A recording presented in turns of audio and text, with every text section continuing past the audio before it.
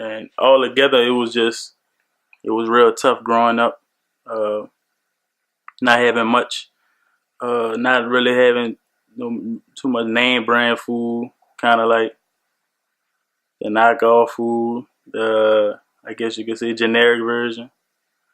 Uh, like I think about everybody hates Chris, and it's kind of like I laugh at that, but that really was me. Like it really was us.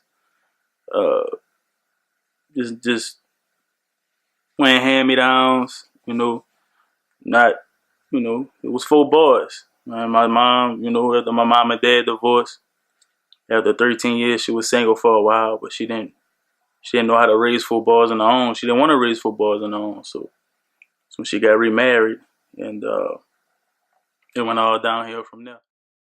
Forgiveness, that'll be the word, my word, and bitterness, forgiveness and bitterness, but really forgiveness. It goes back to way back when I was about 4 or 5 years old. My mom and my dad, they split up after 13 years of marriage, and that was pretty difficult for me to handle. It was it was it was three of us, my older brother, me, and my younger brother. And after they split up, um, we had another little brother. Um, that was difficult in itself. So growing up, um, even though the situations, I know both my mom and my dad loved me, but as a young boy, it's hard to comprehend that and understand exactly what's going on. Uh, so as the years went on, um, I felt like I didn't really have a father. I felt like he wasn't really there. Even though I knew he loved me, I know it's just the situations at hand. So probably nothing but I could yen some change later. My mom got remarried, and that was difficult because we didn't really know this guy, So us growing up in a one a half a double, 4 boys in one room, 2 bunk beds, a small room, a small TV. Uh, it was pretty bad. I mean, we wasn't broke, but we wasn't the best. We had like food stamps and things like that. My mama, she worked, she tried, but she was in school. My stepdad at the time, he was supposed to be working, but he wasn't really working. He we didn't really know who he was, but kind of find out he was real. He came to be about like real abusive, physical abuse, mental abuse, more mental abuse than physical, but it was still abuse to me, and that kind of messed my head up. I wasn't the smartest guy in school. Um, I wasn't the most talented guy. We had one uniform. Like we never had no name brand clothes, no kind of name brand food. It was just coming up real tough. Uh, so fast forward just a couple years down the line, as I got older, I got real bitterness in my heart, real anger in my heart, real unforgiveness in my heart towards my father. I really did. Um, just being honest, and my mom, uh, I had some bitterness towards her as well because I felt like she allowed this to happen. I feel like she allowed him, my stepdad, in our life, and it was bad. At a young age, I started smoking weed. I started popping pills. I got addicted to Vicodins and Lortabs for breaking my collarbone. Uh, Started drinking at a young age. Sexually active, 12, 13, 14 years old, and just a lot of hatred in my heart towards my father and bitterness towards my mother. I didn't really know what was going on. And 2 years later, my mom finally divorced this guy. But I still feel like it was something that was missing. It's something that was going on in my life that I needed. And I used to go to church. I used to go to church with my mom, and I knew who God was, and I knew what He did, but I didn't have a relationship with Him. I knew, Jesus died on the cross for our sins, but I didn't have a relationship with Him.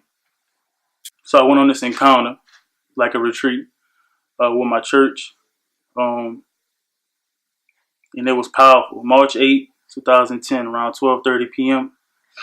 Um, I was just sitting there thinking, like, God, what's going on? I don't know what's going on in my life. I'm doing so much wrong. I don't know what to do. Um, and I know I'm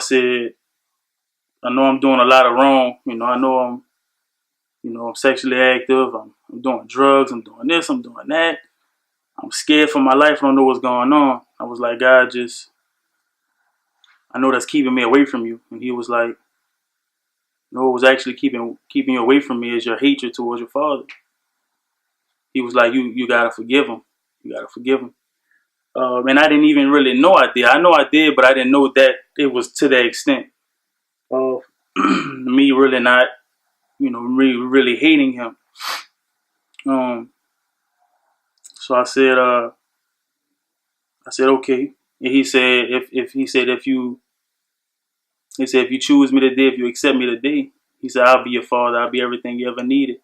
I guide you. I'll lead you in the right direction. I'll show you what to do. I'll show you where to go. But you have to forgive him because I've forgiven you. And that was something that was real powerful to me because Matthew 6:15 states, if you refuse to forgive others, your father won't in heaven won't forgive you. And it's just and that stuck out to me.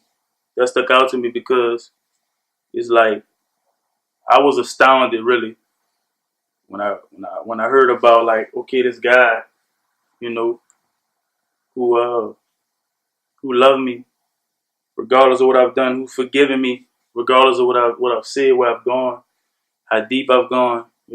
This guy who sent his son to die on the cross for me is forgiving me when I didn't deserve it.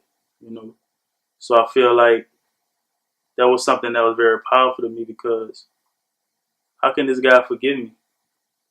It was like, who are we to not to forgive somebody? Because God could have never, he could have just said, oh well, but he chose to forgive us, and that stuck to me.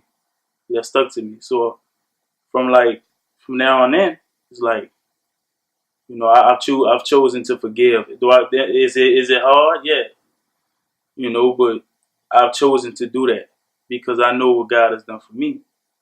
So that stuck out to me. That was very powerful, and that's something that I stand by.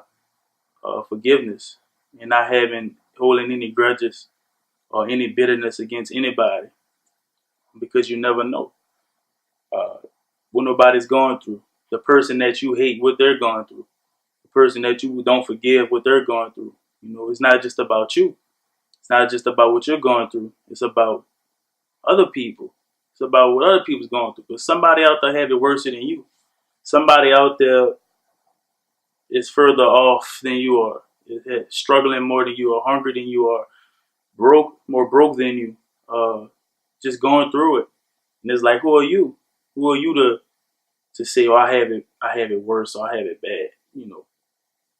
So forgiveness is key, and it does set you free. It does allow you to be the person that God has called you to be. It does allow you to be free, and that's something I stand by. But I learned through forgiving my father uh, that was the key to unlocking that. That was the root. That was the root of everything I was dealing with, whether it was sex or pornography or whatever it was, anger, hurt, pain, fighting. That was the root of it all. Um, and it just set me free. It allowed me to become the man I am today. And even to this day, I'm still learning how to forgive. But I'm telling you, if anybody or any person did something to you, if you have any hatred towards anybody, whether it's a family member or friend, any kind of bitterness, please forgive them, because it's really not for you. It's for them. You know what I'm saying? Or let me see. It's really not for them. It's for you. It's for you. We'll say that like, oh, I can forgive, but I can't forget. All right, well that's fine, but don't hold no hatred or bitterness in your heart, because you're doing it for you. It's for your good. It's for your sake. I've chosen to forgive, and keep my mind on the prize, which is Jesus, which is God, Christ, to move forward. Am I perfect? No, I'm not perfect by a long shot. I make mistakes, but I know, what the truth lies. I know I can wake up in the morning and lift my head high and see, who's in control of my life, which is God and me. Decisions I make, it leads me down paths. So whether it's going to be a path of victory or a path of destruction. But I realize that God has my best interests at heart.